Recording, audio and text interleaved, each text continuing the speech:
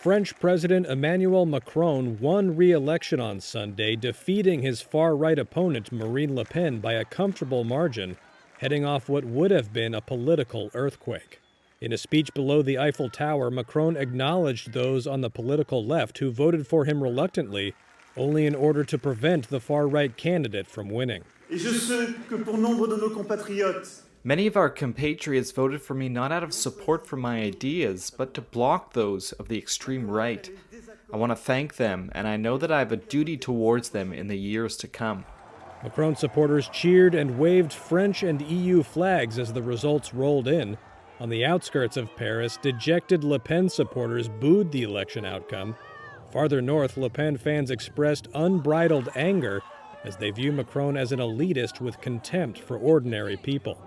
Le Pen conceded the race not long after the polls closed, but vowed to keep up the fight with the June parliamentary elections in mind. The French are showing tonight a wish for a strong counterpower against Emmanuel Macron. The match is not completely over, since in a few weeks the legislative elections will take place.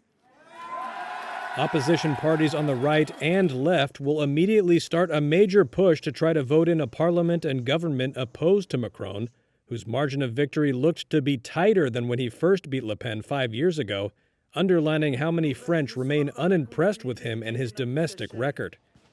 In what may be a sign of things to come, police fired tear gas at demonstrators Sunday night. Protests over Macron's pro-business reforms plagued his first 5 years in office. Despite the social discontent, though, the 44-year-old became the first French president in 20 years to win a second term. EU allies were pleased, hailing the centrist candidate's victory as a reprieve, following 2020's Brexit, the 2016 election of Donald Trump, and the rise of a new generation of nationalist leaders.